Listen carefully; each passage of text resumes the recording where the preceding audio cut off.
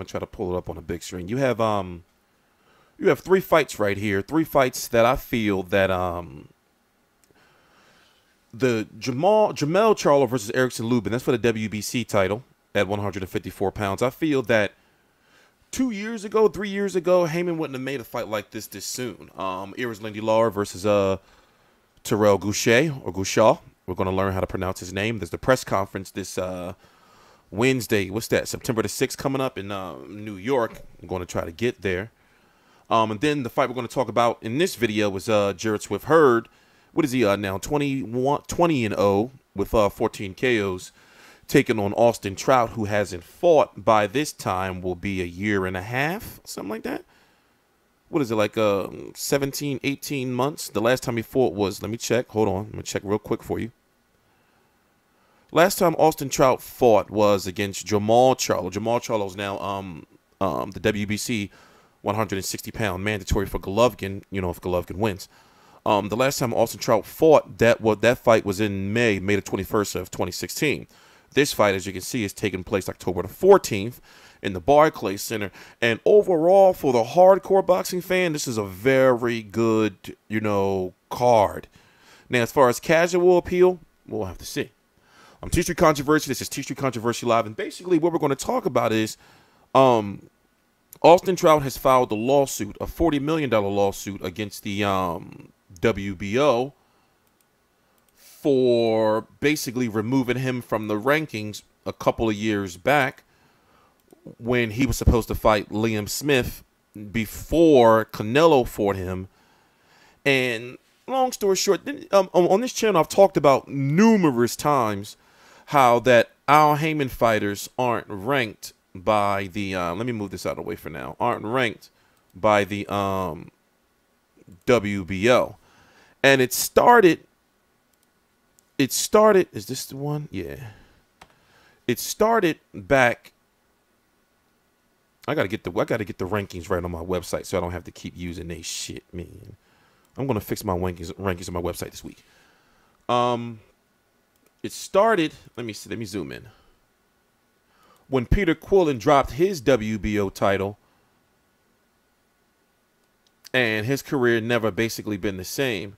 So if you look at the WBO rankings thus far, did you notice like something that Al Heyman fighters are either not ranked, and you know there are some Al Heyman fighters ranked, but they're either not ranked, they're not put in mandatory spots, you know, and there's no WBO Al Heyman champions.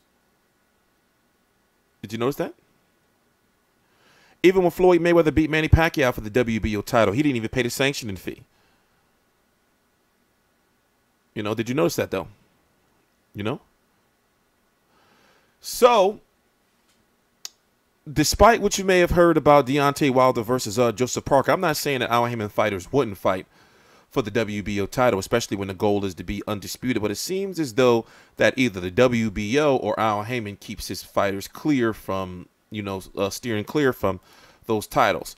This happened several years ago. I forgot, no, 2014, yeah. This was around the time Peter Quillen dropped his title. This is from the WBO president, Paco Valserral. Let's just call him Paco. I remember this because I did a video on it where he was calling for Senator John McCain and Senator Reid to basically, basically he was ratting on Al Heyman. It's like, yo, can y'all, like, you know, do something about this guy? He's like taking over boxing and he's trying to define, you know, he's trying to be a promoter and a manager at the same time. So, you know, there's a very, you know, shaky situation with the WBO and Al Heyman. But yet, if you've noticed, you have HBO fighters, you know, top ranked fighters, and most notably like Frank Warren fighters who fans genuinely feel that Bob Arum and Frank Warren have the WBO in their pocket. They feel that way. You know, now, is that confirmed? Of course, we don't know, but that's what fans feel. So, Austin Trout is pissed off because basically he shouldn't have been removed from the rankings, and at that point in time, he was on a winning streak before he fought Jamal Charlo, and around that time, it should have been him versus Liam Smith, you know? It should have been him versus Liam Smith.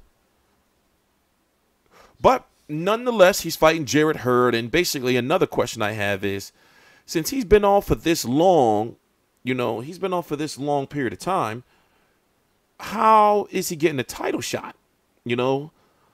But, you know, it is what it is. That's boxing. We've seen it happen all the time. Fighters get these layoffs, come back, get a title shot. But this could very well be Austin Trout's like last chance at a title shot, because, you know, when it comes to the Jamal Charlo, he lost that fight. Erislandy Lara, he lost that fight. The Saul Canelo Alvarez, he fought better than a lot of people thought he was going to fight, but he lost that fight. You know, biggest win of his career is Miguel Cotto. Miguel Cotto is that WBO 154-pound champion now after beating Yoshihiro Kamagai. He's having one last fight in December. You know, could we see Cotto Trout too? What if Austin Trout beats Jarrett Swift Hurd? Could we see that? You know, because when it comes to 154 pounds, you know, Austin Trout is considered somewhat of a light puncher, even though he had this streak of knockouts right here. I covered all these fights on YouTube. The videos are here on the channel. So I'm just wondering, like, you know, where does he really go from here? Because he's not, I mean, he's not old, you know, and he's still overall a good fighter, you know, but Jarrett Swift Hurd himself is in a situation where he's fighting the biggest fight of his career against a seasoned veteran who is Austin Trout, who's had all these big fights, and we're still trying to find out who Jarrett Swift Hurd is as a fighter. You know, he fought Tony Harrison, got the stoppage, you know, very, very good, solid win. Jojo Dan, you know, I was there at that fight. Was I at this one? No, I wasn't at this one. I was there at this fight. You know, then besides that, he's somewhat on the same level of like a Gervonta Davis, I guess, to me. You know, like where he's a champion but still untested as a champion. So I look at, like, if he gets this win over Austin Trout, that's a nice solid win for him. But then also you have the other fighter on the card, Erislandy Lara, talking about, you know, he wants to go after these guys and unify. And a lot of people, well, we're going to save, you know, we're not going to talk about the Erislandy Lara situation. We're going to save that. We're going to save that. We're going to say that. So it's going to be on Showtime. And basically, I'm looking at it like this. I can't really give, you know, I want to say that, you know, Austin Trout can box him, you know, and box his ears off and give him a boxing lesson, you know, but we're still learning who Jarrett Swift Hurd is. And also a lot of people are going to start saying that Austin Trout is a gatekeeper, you know, if he loses this fight. Because in my personal opinion, you know, whether he a cool dude or not, I don't understand how he's getting a title shot after losing his last fight and getting this long layoff. But then if you look at the rankings at 154 pounds, you know, for the IBF, there's really nothing there. You know, there's nothing there that we know, you know. I mean, look, you know these guys? Of course, I've seen some of these guys, you know, fight on cards before, but I really wasn't never paying attention to them, you know. Then, you know, you have Miguel Cotto, who's the biggest money fight of all of these guys, but he's not here to fight any of these guys or unify.